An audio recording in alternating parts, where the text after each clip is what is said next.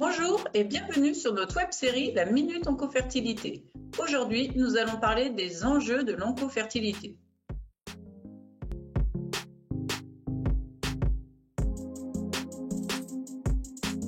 L'amélioration de la prise en charge des cancers a permis au cours des dernières décennies d'augmenter la survie et l'espérance de vie des enfants et des adultes atteints de cancer.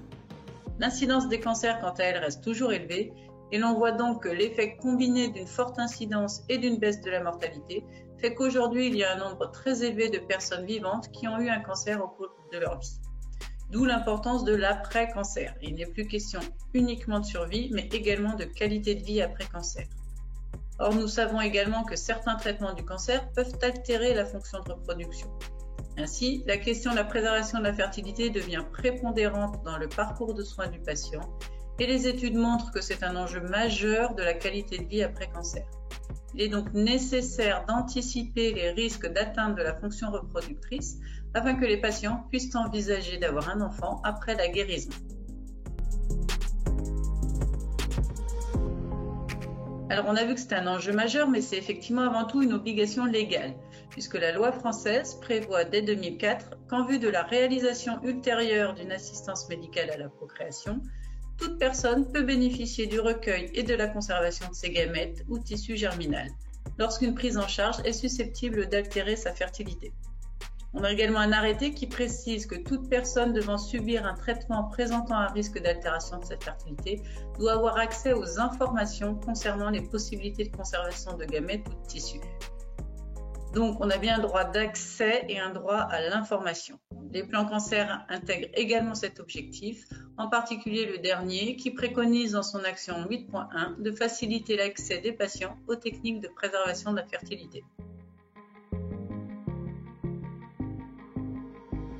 Alors, si on se réfère au rapport conjoint de l'ABM et de l'INCAT 2017, environ 40 000 personnes en âge de procréer au moment de leur traitement du cancer seraient concernées par la question de la préservation de la fertilité en France. Dans notre région, les Pays de la Loire, nous sommes sur une estimation de 2300 personnes. Or, en pratique, sur la même période, on voit qu'il y a eu environ 350 conservations réalisées. Donc, même si ce nombre n'est probablement pas le reflet exact du nombre de personnes informées, on voit bien qu'on a encore une grande marge de manœuvre pour faire progresser la préservation de la fertilité en oncologie dans notre région. Alors, un certain nombre d'études ont été réalisées dans différentes régions, dont les Pays de la Loire, et elles montrent toutes plus ou moins la même chose, à savoir donc d'abord une connaissance limitée des professionnels de santé, notamment en ce qui concerne la préservation de la fertilité chez les femmes et chez les enfants. Ensuite, de fait, une information peu diffusée aux patients. Et enfin, parfois un accès limité aux centres agréés, alors soit par mauvaise connaissance du circuit ou encore embolisation des standards.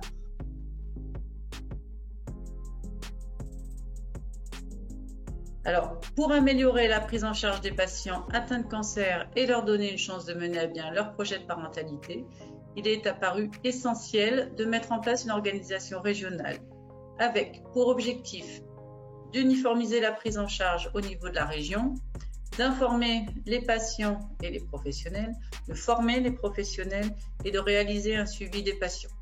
Donc pour cela, un groupe de travail pluridisciplinaire soutenu par le réseau régional de cancérologie des Pays de la Loire a été mis en place et un certain nombre de documents ont été produits, donc aussi bien des outils techniques pour la pratique professionnelle que des documents d'information à destination des patients ou des professionnels.